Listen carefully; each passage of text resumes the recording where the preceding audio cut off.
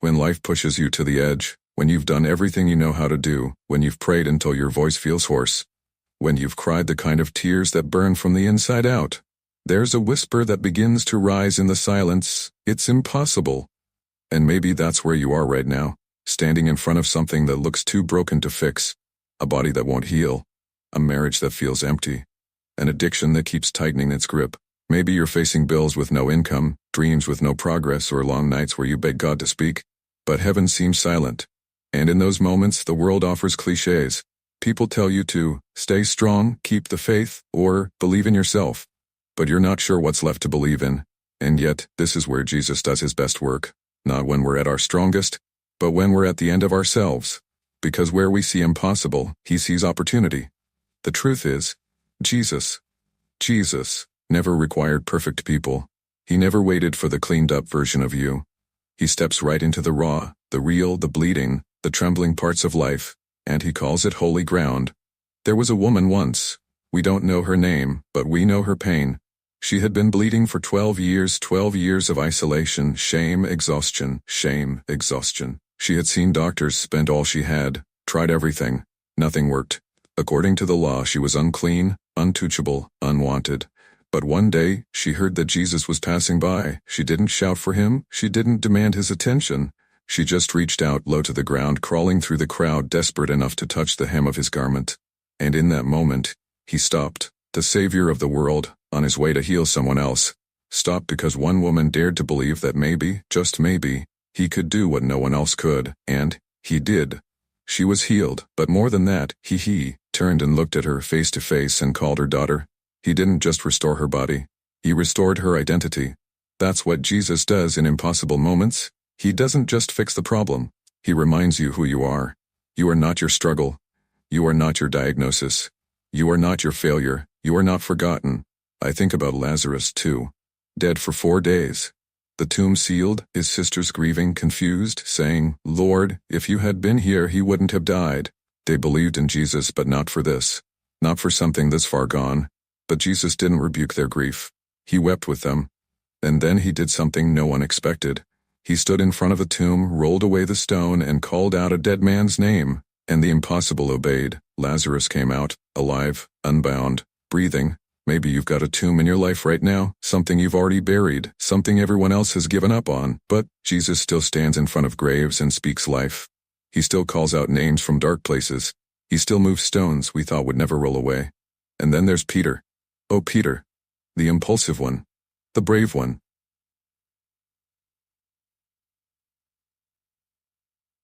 The one who swore he'd never leave Jesus, and then denied him 3 times. The one who ran away in shame. I think we've all been Peter at some point, promising to be faithful, then stumbling, trying to follow but falling short. But when Jesus rose from the dead, he didn't go searching for perfect disciples. He went looking for Peter. And on a beach one morning over breakfast, Jesus asked him 3 simple questions. Do you love me? Not, why did you fail? Not, where were you? Just, do you love me? And with each answer, Jesus restored what Peter thought was lost. Because redemption isn't about perfection, it's about presence. It's about Jesus stepping into the wreckage and saying, let's begin again. Maybe you're listening, and your heart is heavy. Maybe you've tried to pray, but the words feel stuck. Maybe you've begged for a breakthrough that hasn't come.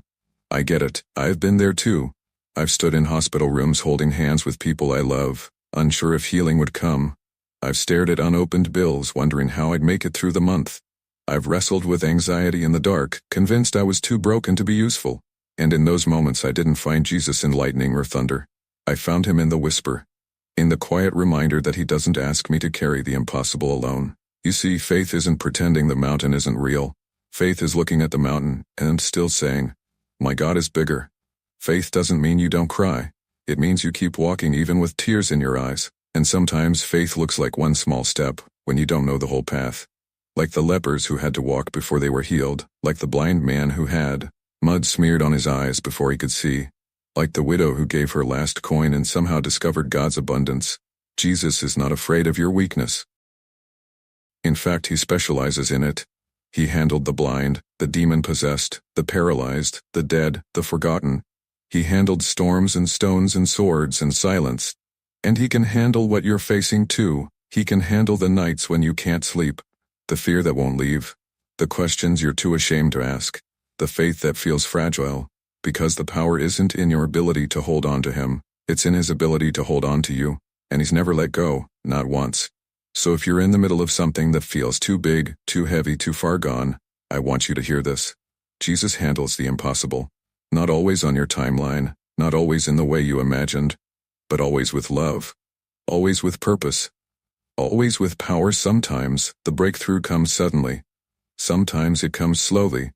Sometimes it comes in the form of peace when you expected answers. But it always comes. Because he is faithful. Because he is near. Because he is the God who raises dead things. So don't stop praying. Don't stop hoping. Don't stop reaching for the hem of his garment even if you're crawling. Don't believe the lie that it's too late or that you're too far gone. He's still the God who parts seas, who opens wombs, who multiplies loaves, who heals lepers, who casts out demons, who walks on water, who speaks to storms, who conquers death. And he is with you, right now, right in the middle of what feels impossible. So lift your eyes, breathe deep. You don't have to figure it all out, you just have to trust the one who already has. Because with Jesus, impossible is just the beginning. So maybe you're wondering, what do I do while I wait? While I stand in this gap between the prayer and the answer, between the promise and the fulfillment. The waiting is hard, the silence is heavy. But the waiting room of God is not a punishment, it's preparation. Abraham waited. He was promised a son in his old age and then nothing. Year after year his body grew weaker, and so did Sarah's. They tried to help God by taking matters into their own hands, and it brought confusion and heartbreak. But still, God was faithful. Isaac was born, not when it made sense but when it would make a statement. That God fulfills his promises not by human strength, but by divine purpose. Joseph waited too. Thrown in a pit by his brothers, sold as a slave, imprisoned for something he didn't do. He spent years in places that looked nothing like the dreams God gave him.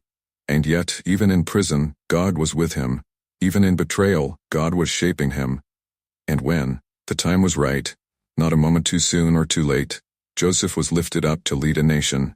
And he was able to say to his brothers, what you meant for evil, God meant for good. Friend, what if the place you're in right now, the one that feels impossible, is the very place God is using to shape you for what's ahead? Sometimes God calms the storm. Sometimes he calms you in the storm, but either way he's doing something eternal. There's another story I think about often. It's about a man who had been lying by a pool for 38 years. 38 years of waiting, watching others get healed, wondering if it would ever be his turn. Jesus walks up to him and asks a strange question, do you want to be well? It almost sounds insensitive. Of course he wanted to be well. But maybe Jesus was getting deeper. Maybe he was asking, are you ready to move forward? Are you ready to let go of the identity of your suffering and step into healing? Because sometimes the impossible becomes familiar. Sometimes we get so used to the pain that we forget what freedom even looks like. But that day Jesus didn't wait for the man to crawl into the water. He didn't wait for the angel to stir the pool. He spoke directly, get up, pick up your mat and walk, and the man did, after 38 years, just like that. That's what happens when the voice of Jesus enters your impossibility. And maybe that's what he's speaking to you right now. Maybe he's saying, it's time to rise, time to let go of the story that says you'll always be stuck. Time to pick up your mat, your fear, your past, your failure, and walk forward in faith. And yes, there will still be battles. There will still be valleys. But you won't walk through them alone. The God who carried the cross up Calvary, who bled for every sin, who bore every shame, who conquered death itself, that same Jesus walks with you today. He's not watching from a distance. He's in the fire with you, like he was with Shadrach, Meshach, and Abednego. Remember them? Thrown into the blazing furnace because they wouldn't bow to a false god. The fire was so hot it killed the guards. But when the king looked inside, he saw 4 men walking freely. And the 4th looked like a son of the gods, because the Son of God still shows up in the fire. He didn't prevent the fire, he joined them in it. That's the kind of God we serve. He doesn't always keep us from pain, but he always walks us through it.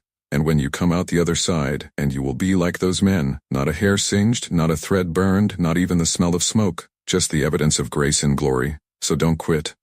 Don't let go of hope. Don't listen to the lie that says it's too late, or that your mistakes disqualify you. God's mercy is new every morning. His power is made perfect in weakness. And his love, oh, his love, it is stronger than death. deeper than failure, and wider than anything you've ever imagined. Maybe the most impossible thing to believe is that he still chooses you, that he still wants to use you, that he still has a purpose for your life, but he does. He calls fishermen and failures tax collectors and outcasts. He builds his church